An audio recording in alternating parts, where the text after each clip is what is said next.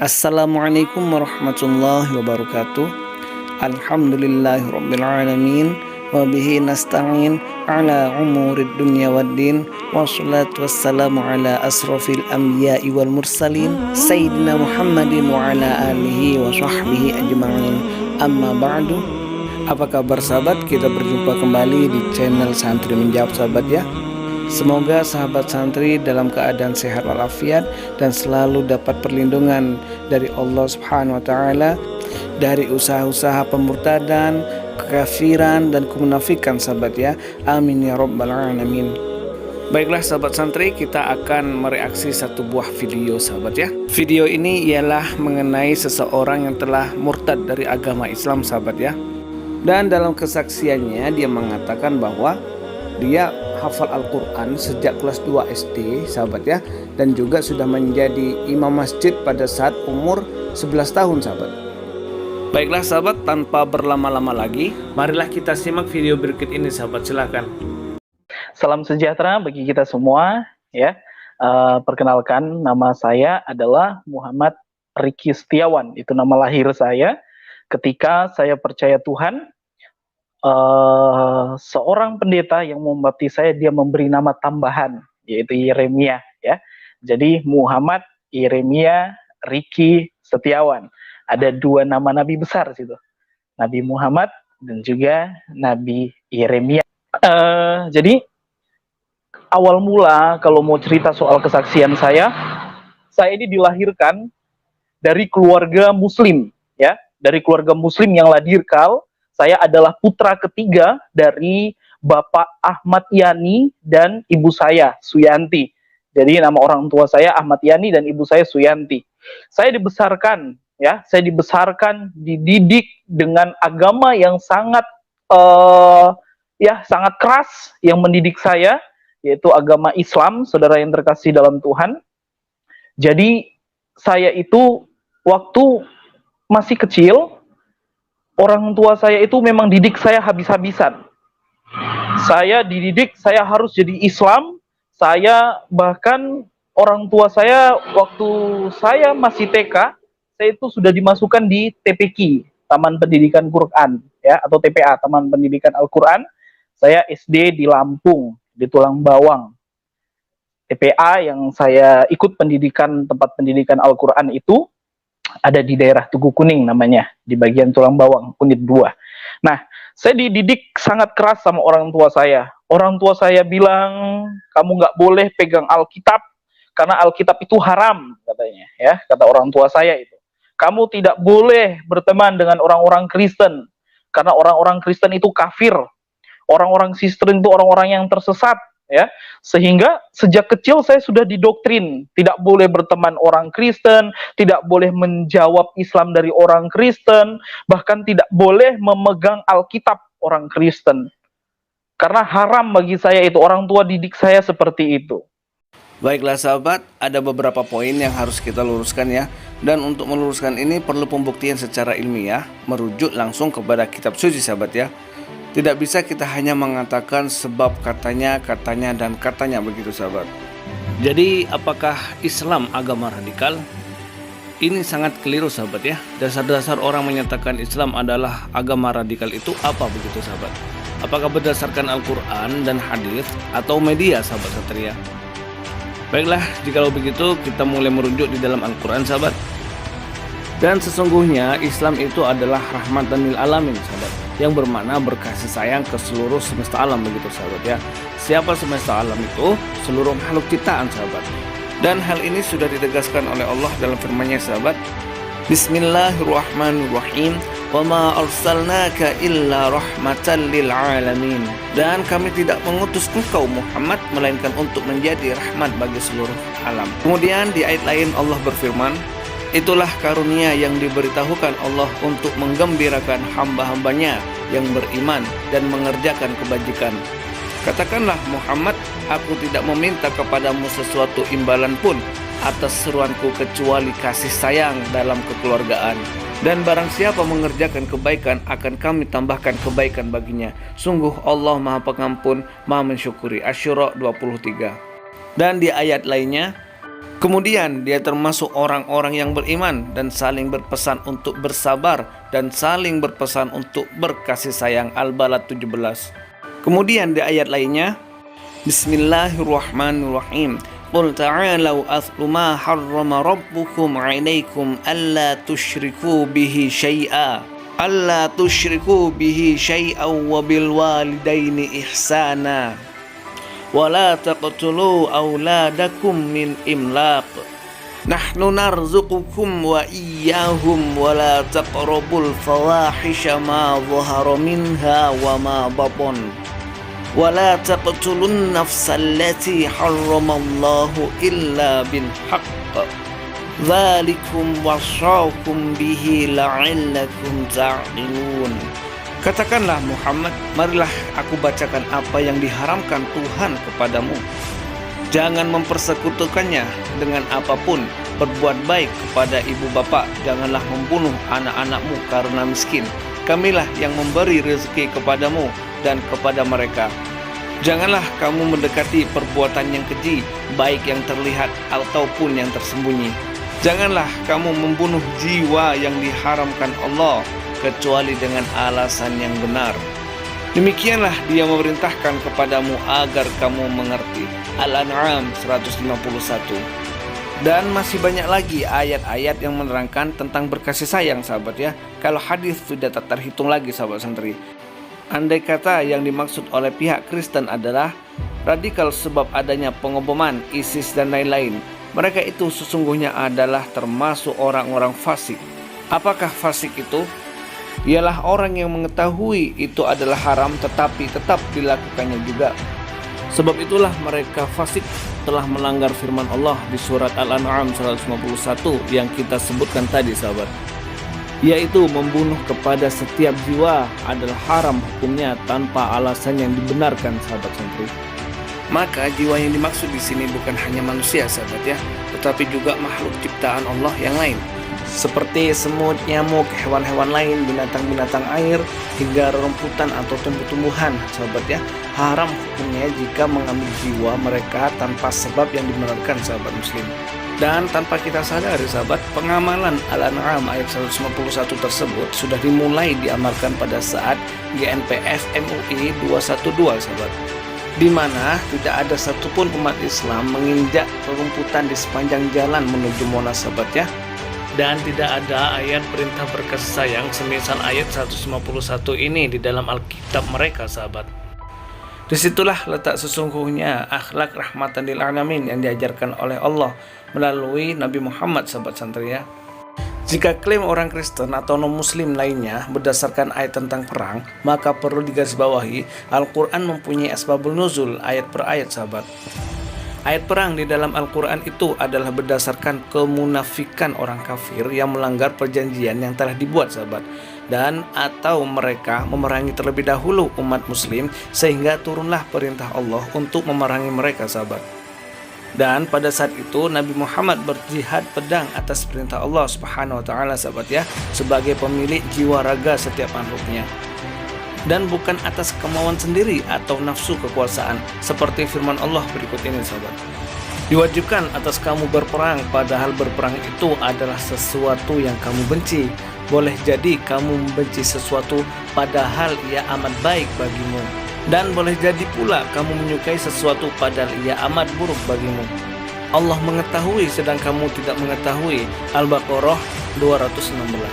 Secara garis besar, asbabul nuzul ayat Al-Quran adalah menjelaskan secara terang benderang sehingga bisa difahami oleh akal sehat, sahabat ya. Dan hanya Al-Quran satu-satunya kitab suci yang mempunyai asbabul nuzul serta asbabul wurud di dalam hadisnya, sahabat. Justru di dalam Alkitab tidak ada sebab-sebab turunnya firman atau asbabul nuzul, sahabat santri ya, sehingga dia dipahami menurut teks yang tertulis, sahabat. Dan sebenarnya ungkapan radikal ini lebih cocok disematkan kepada Alkitab yang seharusnya diamini oleh seluruh umat Kristen, sahabat santri ya. Sebab seolah-olah mereka menutupinya dengan adanya klaim-klaim perkataan mereka selalu menebar kasih. Namun sebaliknya mereka justru memberikan tipu daya dan tindakan mereka lebih keji daripada Yahudi, sahabat. Apakah pernyataan admin santri menjawab mempunyai dasar? Tentu saja iya. kita ambil dasar ayat yang ada di dalam kitab Kristen, yaitu Bible atau Injil mereka sendiri, sahabat ya. Jadi pergilah sekarang, kalahkanlah orang Amalek, tumpaslah segala yang ada padanya, dan janganlah ada belas kasihan kepadanya. Bunuhlah semuanya, laki-laki maupun perempuan, kanak-kanak maupun anak-anak yang menyusu, lembu maupun domba, unta maupun keledai. Samuel 15 ayat 3. Dan ayat ini sudah diamalkan atau sudah dilakukan sejak dulu, sahabat santri ya. Contoh mudah bagi Indonesia adalah datangnya umat Kristen Portugis, Kristen Belanda, Kristen Inggris di tanah Asia untuk menjajah, sahabat. Dan umat Kristen lupa apa yang telah dilakukan oleh kroni-kroni agamanya yang sejak dulu di Indonesia. Mereka umat Kristen khususnya seakan-akan menjustifikasi Islam adalah sebagai agama radikal, sahabat santri. Justru cikal bakal penyebaran paham Kristen itu ada sejak kedatangan Kristen Portugis, Kristen Belanda di Indonesia, sahabat. Dan dalam penyebaran paham Kristen, mereka bukan lagi memakai pedang, tapi sudah memakai senapan api dan bom, sahabat ya. Dan Kristen itu tidak berperi kemanusiaan terhadap warga Indonesia saat itu, seperti yang tertera dalam Bible mereka sendiri, sahabat, tanpa ampun, serta untuk tidak mengasihi orang-orang yang dijajahnya. Dan sesungguhnya dulu di Indonesia masih beragama Hindu-Buddha, kemudian masuklah Islam, Wali Songo dengan dakwah lemah lembut kasih sayang sesungguhnya. Tanpa membunuh, kemudian datanglah penjajah Kristen membombardir di negara kita ini. Dan di negara lain, penjajahan itu masih berlangsung hingga sekarang, sahabat santri ya. Sahabat bisa berpikir sendiri, negara Kristen atau pemerintahan Kristen dengan sekutu mana yang menjajah tanah Islam dengan seolah-olah menjadi tindakan perdamaian. Baiklah sahabat, kita lanjutkan video selanjutnya. Silakan. Sampai saya SD, saya masih kelas 2 SD, saya sudah hafal Al-Quran. Karena memang setiap hari saya dididik. Saya sekolah, sorenya saya harus menempuh pendidikan di TPQ, di unit 2 di Tulang Bawang, sampai malam saya belajar tentang Islam. Itu saya masih kecil, sehingga kelas 3 SD saya sudah hafal Al-Quran ya. Kelas 2 SD saya sudah bisa membaca Al-Quran. Kelas 3, begitu naik kelas 3, ya, saya masih ingat orang tua saya kasih hadiah sama saya. Ketika saya kelas 3, saya sudah bisa hafal yang namanya Al-Quran ya. Baik sahabat, kita sudah menyaksikan video yang kedua, sahabat ya. Inilah kesaksian terbodoh selama kita mereaksi kesaksian palsu murtadin, sahabat santri ya. Dan ini bukan palsu lagi, sahabat, tapi jelas-jelas dia ini menipu dirinya sendiri, umat Kristen, dan memperlihatkan kebodohannya di depan orang muslim, sahabat. Mana ada TPQ atau TPA itu mengambil murid untuk menghafal Al-Quran, bodoh. Mana ada orang dengan mudahnya bisa membaca ayat Al-Quran hanya dengan 1 tahun belajar di TPQ atau TPA, bodoh. Inilah kebodohan yang nyata, sahabat-sahabat ya. Tidak tanggung-tanggung, kemungkinan bodohnya ini diambil semuanya dari satu kota, sahabat. TPQ atau TPA hanya mempelajari dasar-dasar membaca Al-Quran, yaitu Iqra, sahabat ya. Inilah yang disebut oleh Allah di dalam Al-Quran.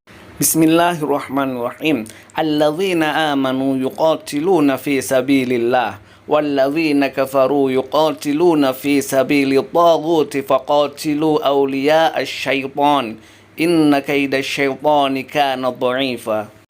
Orang-orang yang beriman berperang di jalan Allah, dan orang-orang yang kafir berperang di jalan Tagut. Maka perangilah kawan-kawan setan itu, karena sesungguhnya tipu daya setan itu lemah. An-Nisa 76. Subhanallah, inilah yang dimaksud dengan tipu daya setan yang lemah, sahabat ya.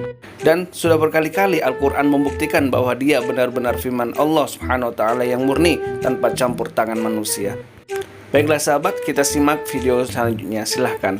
Tapi seiring saya berjalan, pertumbuhan saya masih anak-anak, saya hafal Quran, tapi saya nggak paham.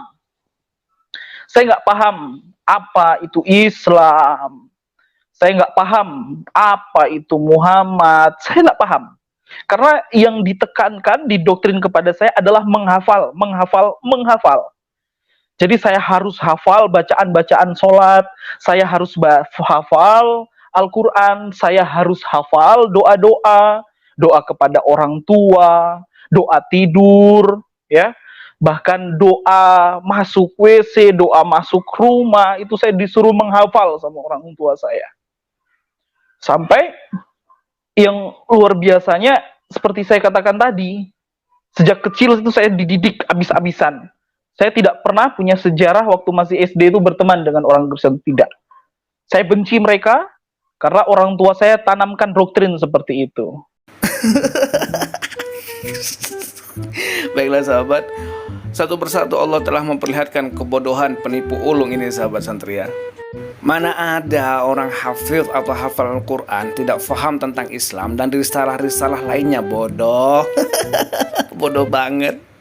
Dan perlu difahami sahabat santri ya, seorang hafid Quran atau hafal Al-Quran wajib baginya memahami 30% arti makna setiap ayat di dalam Al-Quran sahabat. Bukan hanya mengerti sahabat ya, tapi hingga tahap faham. Faham mulai dari asbabul nuzul hingga asbabul wurud dalam hadis yang terkait dengan ayat tersebut sahabat. Sungguh mulia orang-orang yang hafal Al-Quran sahabat santri. Tidak seperti manusia yang satu ini yang sedang mengamalkan tipu daya setan seperti Allah terangkan tadi sahabat. Sedangkan untuk hafalan bacaan sholat dan doa-doa lainnya memang diwajibkan sahabat ya. Sebab syarat sah sholat adalah ketepatan dalam mengucapkan bacaan sholat sahabat santri, yang menjadi rukun sholat sahabat. Baiklah sahabat, kita simak video selanjutnya, silakan. Ya, jadi itulah makanya saya selalu katakan kepada jemaat yang saya layani sekarang, karena saya adalah seorang pendeta, saya katakan kecintaan terhadap agama kita atau doktrin atau pengajaran itu harus ditanamkan kepada anak-anak kita sejak dini. Karena mengapa saya bisa radikal, mengapa saya bisa fanatik terhadap ajaran saya? Karena dari kecil itu sudah ditanamkan hal-hal kepercayaan terhadap Al-Quran. Wah, dia ini memang super duper bodoh sahabat satria. Dia hanya bicara doang tanpa adanya penjelasan secara ilmiah sahabat. Sepertinya masih lebih paham saya tentang Alkitab daripada dia sahabat satria. Ini kita bicara tentang pengandaian sahabat ya. Seandainya jika di dekat dia ini ada anjing dan babi, pasti diketawain sahabat. Dan juga dia akan dikatain bodoh sahabat oleh mereka. Sebab kenapa? Satu-satunya ayat Allah yang memberikan keadilan terhadap mereka hanya diterangkan di dalam Al-Quran sahabat santri. Silahkan sahabat membaca surat At-Takwir sahabat. Di situ Allah akan memberikan keadilan bagi para binatang. Sebab apa mereka dibunuh sahabat ya. Yang pasti anjing dan babi pun tahu kalau hanya Islamlah yang penuh cinta kasih sayang kepada seluruh semesta alam, rahmatan lil alamin sahabat. Sehingga binatang pun punya hak keadilan sahabat ya. Ayat bayi dibunuh pun diterangkan juga di situ sahabat santri ya. Sumpah demi Allah, kemudian demi Yesus nabiku, Alkitabmu lebih radikal hingga membunuh anak bayi tanpa belas kasihan. Baiklah sahabat, mari kita simak video selanjutnya, silahkan. Nah, seiring berjalannya waktu, saya menginjak SMP, orang tua saya pindahkan saya untuk bersekolah di Jawa, tepatnya di Blitar, di desa Sumberjo, saudara ya. Nah, ketika saya sampai di situ ada masjid besar di rumahnya nenek saya. Dan masjid besar ini kosong. Dan saya menjadi penginjil Islam. Saya jadi tukang dakwah. Ya. Saya buka, saya bersihin masjid yang sudah kotor, terus kemudian saya kumpulin orang-orang Islam waktu itu bulan Ramadan, ya. Waktu itu bulan Ramadan, ya. Waktu itu bulan Ramadan, ya. Waktu itu bulan Ramadan, ya. Udut dipiara, kambing dipiara udah gemuk. Waktu itu bulan Ramadan, ya. Saya menginjak SMP itu kira-kira tahun 2006 ya, saudara. Nah, saya ada di Blitar di Sumberjo, dan saya ini sama orang-orang tua, mereka tidak tahu sholat, mereka tidak bisa sembahyang, karena mereka adalah orang Islam, tapi mereka tidak pernah dididik pemahaman tentang Al-Quran, pemahaman tentang sholat, ya. Itu di desa Sumberjo, Kecamatan Selorjo, Kabupaten Blitar. Kode tak goblok kode bener dong. Kode tak goblok kode lu bego benar. Itu di desa Sumberjo, Kecamatan Selorjo, Kabupaten Blitar. nenek saya dan om-om keluarga saya masih di sana sampai sekarang. Makanya saya rindu menyapa mereka, ya. Aneh sekali sahabat santri ya. Dia bilang ada suatu desa di Blitar, kemudian ada masjid besar tapi nggak kepake sahabat. Dan dia bilang juga penduduk di sana nggak tahu Islam, nggak tahu sholat, dan tidak terdidik sebagai orang Muslim pada umumnya sahabat ya. Kelihatan sekali bodoh akutnya sahabat. Ya, semoga saja ada orang Blitar khususnya desa Sumberjo bisa stay di channel ini sahabat, agar kita bisa saksikan bersama-sama bodohnya orang ini sahabat ya. Nah, jadi saya pernah menjadi guru ngaji sekaligus imam di masjid itu. Saya pernah menjadi imam di masjid itu ketika saya masih berumur kira-kira berumur 11 tahun. Saya umur 11 tahun saya sudah menjadi imam masjid di situ.